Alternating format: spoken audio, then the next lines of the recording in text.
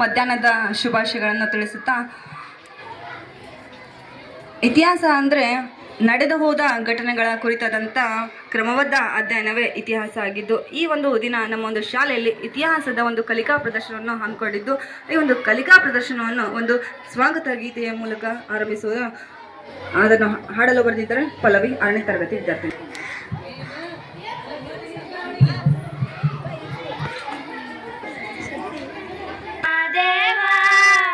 ಮನ್ಸನ ಜೀವ ನೀನುಳಿಸಿ ಆಡ ಕಡಮರುವಾಗ್ಯವ, ಯಾಕೋ ಶಿವಲಿಂಗ ನಡೆಸುತ್ತೀಂಗ, ಏನು ಇಲ್ಲ ನಮ್ಮ ಕೈಯಾಗ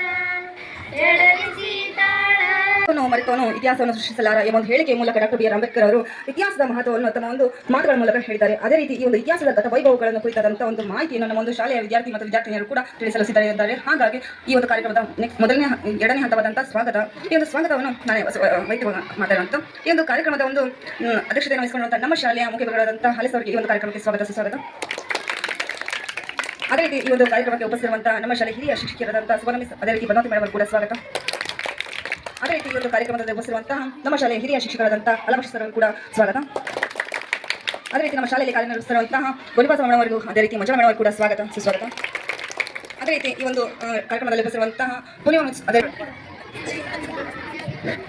ಕಲಿಕಾ ಚೇತರಿಕೆಗೆ ಸಂಬಂಧಿಸಿದಂಥ ಎಲ್ಲ ನಮ್ಮ ಶಾಲೆಯ ಒಂದು ಶಿಕ್ಷಕ ಮತ್ತು ಶಿಕ್ಷಕಿಯರಂಥವರು ಭಾಗವಹಿಸುವ ಮೂಲಕ ಈ ಒಂದು ಕಲಿಕಾ ಪ್ರದರ್ಶನ ಕುರಿತಂಥ ಒಂದು ಫೀಡ್ಬ್ಯಾಕ್ ಅನ್ನು ಕೂಡ ಕೊಡಬೇಕಾಗಿ ವಿನಂತಿಸಿಕೊಳ್ತಿದೆ. ಅದರ ಒಂದು ಬದಲಾವಣೆ ಇದ್ದರೆ ಅದನ್ನು ಅದರಲ್ಲಿ ಬರಬೇಕು ಅಂತ ವಿನಂತಿಸ್ಕೊಳ್ತದೆ. ಇದು ವೈಯಕ್ತಿಕವಾದಂಥ ಒಂದು ಅದು ಕೆಂಪುಕೋಟೆ ಭಾರತದ ಅತ್ಯಂತ ಮಹತ್ವದ ಐತಿಹಾಸಿಕ ಸ್ಮಾರಕಗಳಲ್ಲಿ ಒಂದಾಗಿದೆ. ಇದನ್ನು ಮೊಘಲ್ ಚಕ್ರವರ್ತಿ ಶಹಜಾನ್ 1638ರಲ್ಲಿ ನಿರ್ಮಿಸಲು ಪ್ರಾರಂಭಿಸಿದನು. ಇದನ್ನು ಕೆಂಪು ಮರಳುಗಳಿಂದ ನಿರ್ಮಿಸಿರುವುದರಿಂದ ಇದಕ್ಕೆ ಕೆಂಪುಕೋಟೆ ಎಂಬ ಹೆಸರು ಬಂದಿದೆ. ಪ್ರತಿ ಸ್ವಾತಂತ್ರ್ಯ ದಿನದಂದು ಭಾರತದ ಪ್ರಧಾನಮಂತ್ರಿಗಳು ಇಲ್ಲಿ ರಾಷ್ಟ್ರಧ್ವಜವನ್ನು ಹಾರಿಸಿ ದೇಶವನ್ನು ಉದ್ದೇಶಿಸಿ ಮಾತನಾಡುತ್ತಾರೆ. ಇದನ್ನು 2007ರಲ್ಲಿ ಯುನೆಸ್ಕೋ ವಿಶ್ವ ಪರಂಪರೆಯ ತಾಣವೆಂದು ಘೋಷಿಸಲಾಯಿತು.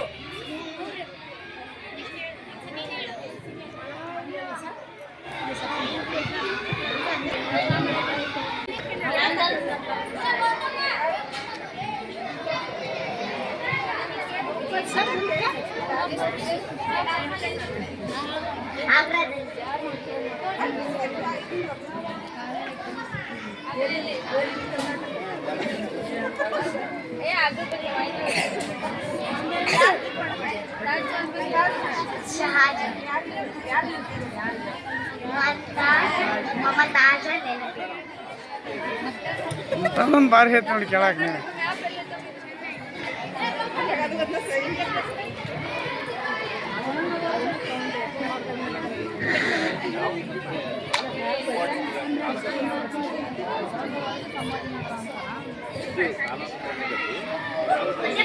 ಈ ಕಡೆ ಬರ್ರಿ.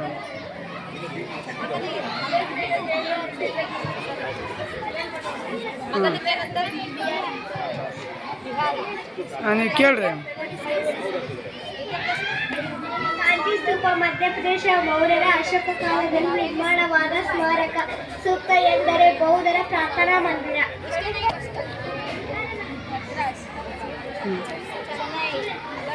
ಇದು ಅಷ್ಟು ಸ್ಟಾರ್ಟಿಂಗ್ ಏನಪ್ಪ ಇದೌದಲ್ಲ ಕೇಳ್ರಿ.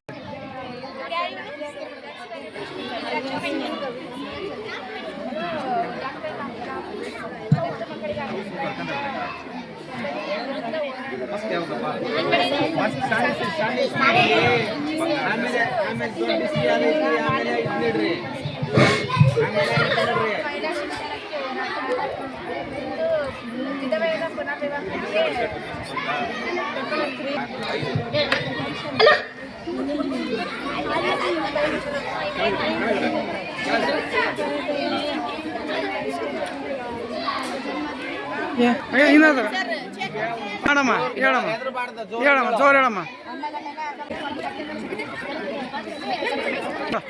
ಭಾರತದ ಸಭೆಯ ಜಲಿಯ ವಲ್ಲಭಾಯ್ ಹತ್ಯಾಕಾಂಡ ಭಾರತದಲ್ಲಿ ಸಭೆಯನ್ನು ಸೇರಬಾರದು ಸರ್. ಅದನ್ನು ಜನ ಧಿಕ್ಕರಿಸಿ 1919 ಸಭೆಯನ್ನು ಸೇರಿಸಿದರು. ಸಭೆ ಸೇರಿದಾಗ ಇದನ್ನು ತಿಳಿದ ಬ್ರಿಟಿಷರು ಬಂದು ಸಭೆಯಲ್ಲಿ ಸೇರಿದ 379 ಮಂದಿಯನ್ನು ಗುಂಡಿಗೆ ದಾಳಿಯಾದರು. ಅಸಹಕಾರ ಚಳವಳಿ ನೆಕ್ಸ್ಟ್ ಯಾರು ಹೇಳೋದು? ಅಸಹಕಾರ ಚಳವಳಿ 1920 ಅಸಹಕಾರ ಚಳವಳಿ.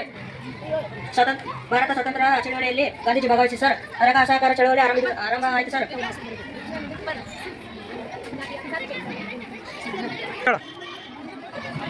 ಎಲ್ಲರಿಗೂ ಮಧ್ಯಾಹ್ನದ ಶುಭೋದಯಗಳು. ನನ್ನ ಹೆಸರು ಮೊಹಮ್ಮದ್ ರಿಜ್ವಾನ್. ನಾನು 6ನೇ ತರಗತಿಯಲ್ಲಿ ಓದುತ್ತಿದ್ದೇನೆ. ನಾನು ಅಕ್ಬರನ ಬಗ್ಗೆ ಹೇಳುತ್ತೇನೆ.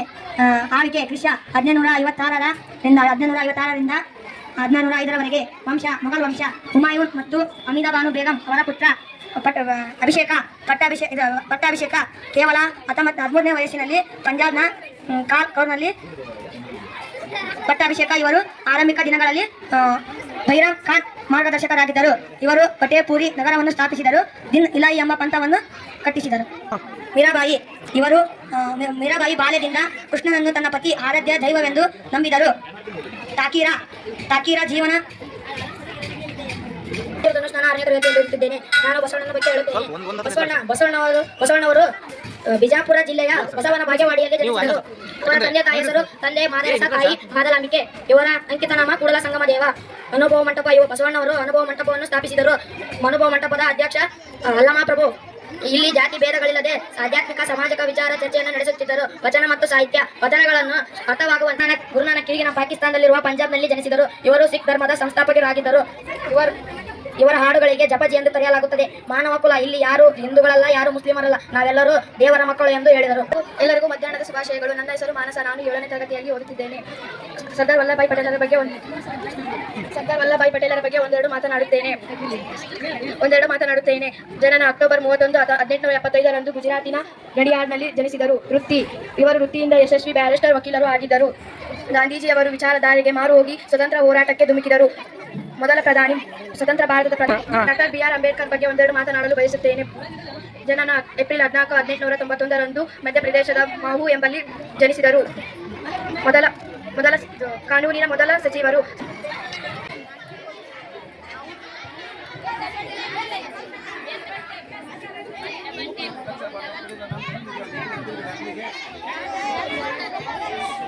ಒಬ್ಬರು ಟಚ್ ಆಗಬಾರ್ದು.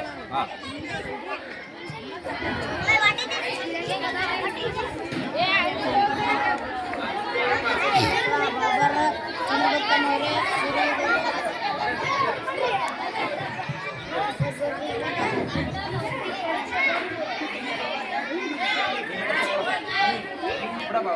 ಕಳಿಸ್ರಮ್ಮ ಅವ್ರನ್ನ.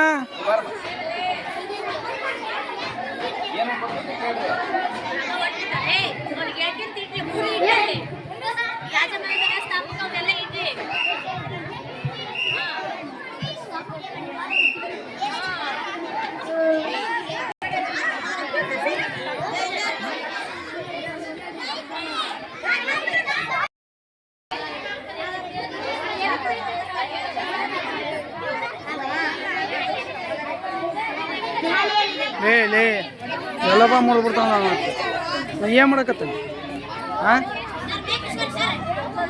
ನಾ ಏನು ಮಾಡಕತ್ತೇನೆ?